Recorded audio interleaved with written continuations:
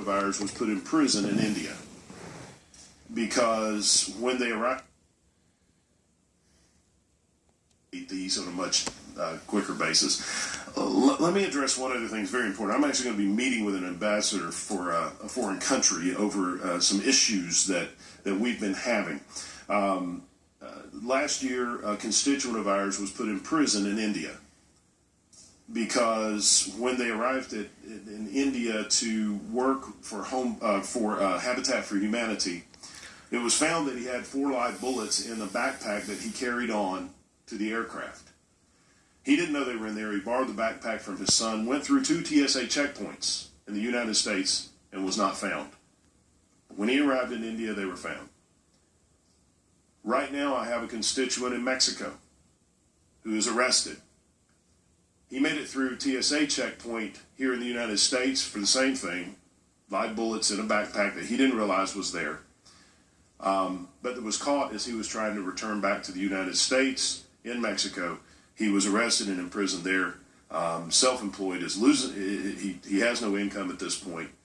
A friend of mine came to DCA without realizing had a backpack carry-on. He had 12-gauge shotgun shells in his backpack that he didn't realize was there until he got to the hotel here in Washington, D.C.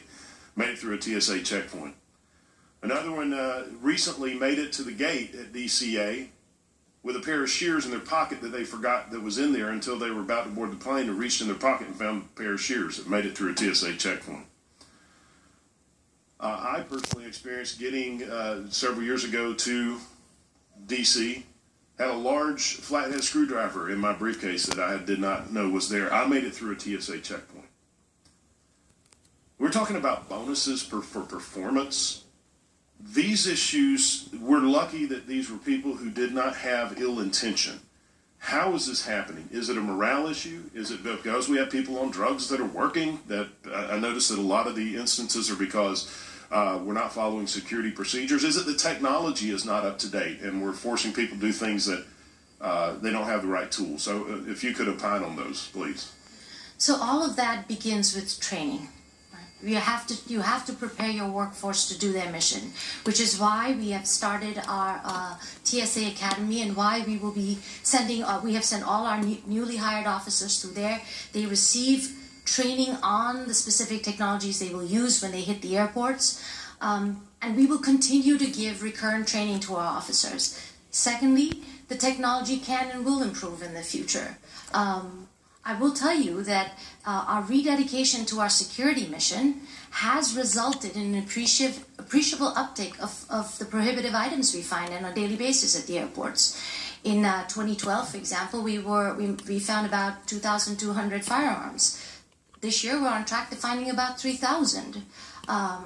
We continue to work with our staff to keep them vigilant, give them better training aids. You may have heard of the new innovation lanes we put in Atlanta, for example. Not only does it speed up the flow of people divesting themselves and moving through the checkpoint, but it allows us to give an officer real-time feedback on tests that are run in the system. This helps officers learn and keep improving their skills. Working in a checkpoint is a demanding environment, but we do not have the luxury to fail. So we are continuing to invest in our people and commit to their excellent service in support of the nation. Okay. Thank you, Doctor. I see I'm out of time, Mr. Chairman. I yield back, but I'm gravely concerned over the bonus issue when the performance bonuses do not seem to be commensurate with the performance that we're seeing. Thank you.